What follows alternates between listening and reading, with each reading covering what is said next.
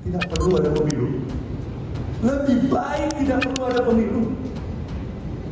Sekali lagi saya katakan lebih baik tidak ada pemilu kalau itu memberikan konsekuensi perpecahan terhadap bangsa.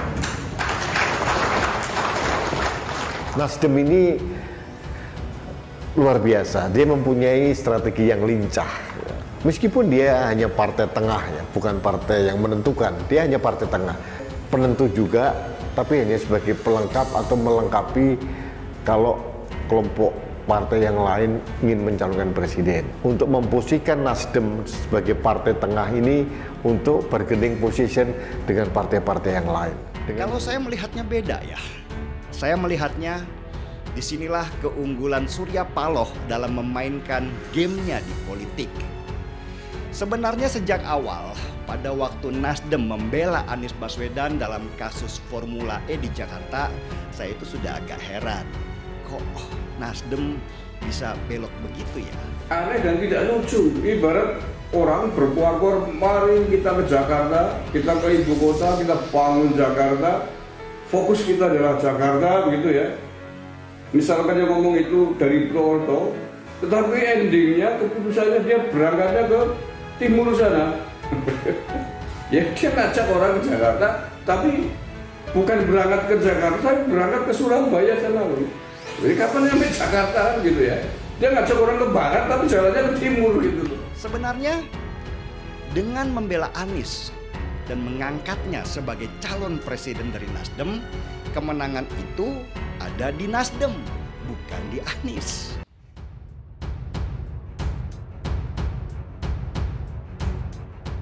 Sindir Surya Paloh, Jimli Nasdem tidak usah ikut pemilu kalau takut perpecahan.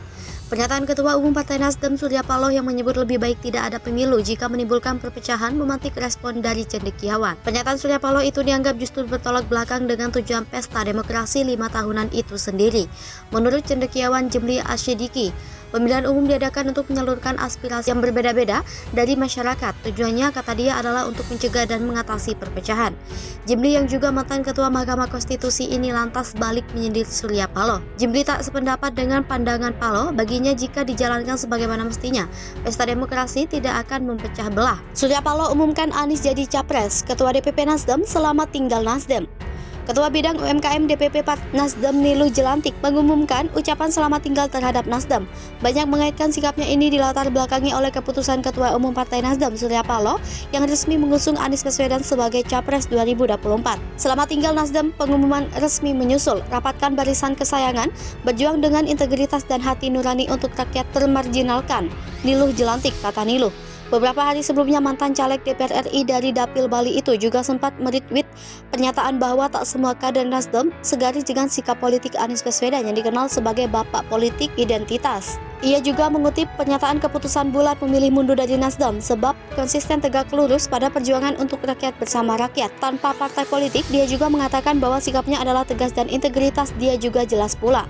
Menanggapi itu, banyak netizen mengaitkan mundurnya Niluh karena Paloh memilih Anies jadi capres. Dikutip dari Wikipedia, Niluh Jelantik adalah perancang terutama di bidang desain sepatu yang sudah dipatenkan pada tahun 2008 dan banyak digunakan oleh pesawat dunia antara lain Uma Thurman, Giselle Bundchen, Tara Reid, Julia Roberts, Rubin Gibson, dan Paris Hilton. Ia bergabung dengan Nasdem dan menjadi pengurus Dewan Pengurus Pusat. Deklarasi Anies Capres dan etika politik Nasdem di Kabinet Jokowi. Partai Nasdem selangkah lebih dekat dengan gerbang pemilu Presiden 2024. Kendati belum juga mendeklarasikan koalisi partai yang dimotori Surya Paloh ini, kini sudah memiliki calon presidennya sendiri. Medio Juni lalu, Nasdem mengumumkan 3 nama bakal calon presiden partainya. Mereka yakni Gubernur DKI Jakarta Anies Baswedan, Gubernur Jawa Tengah Ganjar Pranowo, dan Panglima TNI Jenderal Andika Perkasa. Dari 3 nama, Anies akhirnya dipilih menjadi bakal capres definitif. Orang nomor 1 di ibu kota negara itu dinilai sebagai sosok terbaik. Meski mengusung Anies, Nasdem tak mewajibkan mantan Menteri Pendidikan dan Kebudayaan itu untuk bergabung dengan kader partainya. Anies juga dibebaskan memilih calon wakil presidennya sendiri. Anies yang hadir dalam deklarasi tersebut langsung menerima pinangan Nasdem. Dia bilang langkah ini demi kemajuan bangsa. Anies mengaku merasa terhormat atas kepercayaan yang diberikan Nasdem ke dirinya. Dengan tugas baru ini, Anies bakal fokus pada pencapresan alih-alih Pilkada DKI 2024 2024. Sementara soal nama cawapres dan keinginannya bergabung Nasdem, Anies mengaku belum bisa menentukan.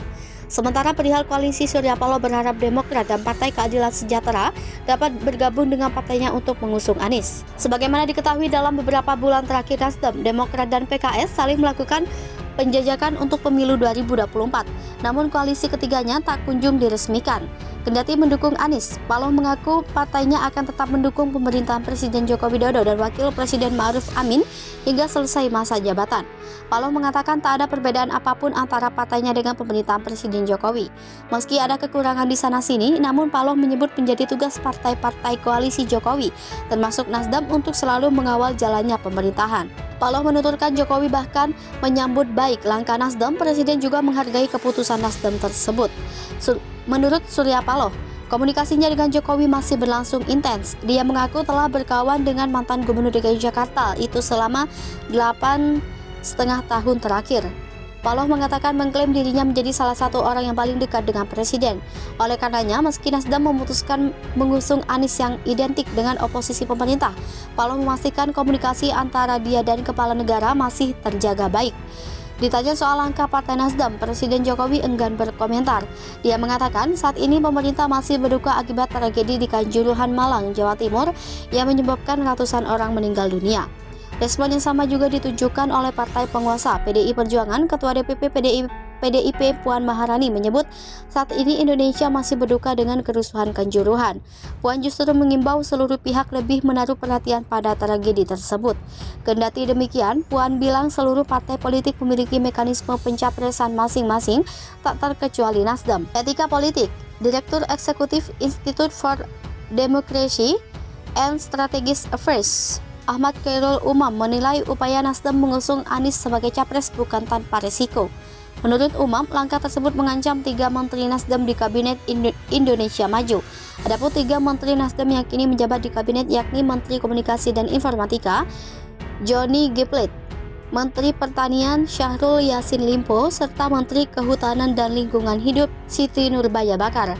Tak hanya pencopotan menteri, menurut Umam, langkah politik Nasdem juga sangat mungkin berimplikasi pada evaluasi total posisi partai besutan Surya Paloh tersebut di seluruh lingkaran kekuasaan. Lebih jauh terbuka kemungkinan terjadinya kriminalisasi dan pengebosan kekuatan politik Nasdem jelang 2024.